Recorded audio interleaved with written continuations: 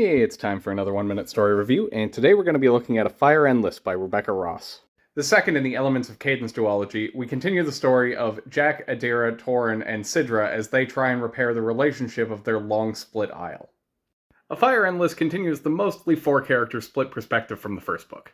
Now this is for better and for worse, because all four of the stories are interesting, but there is a small problem I had with it. You see, many of the chapters end on cliffhangers, and you never quite know when you're going to come back to that character's perspective.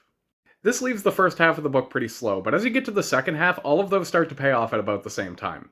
It does wind up paying off very well, and everyone's stories do come together in an interesting way.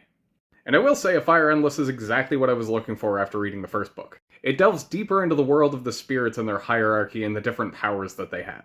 And that meshes well with learning about the western half of the Isle, which we were in the Dark For in the first book.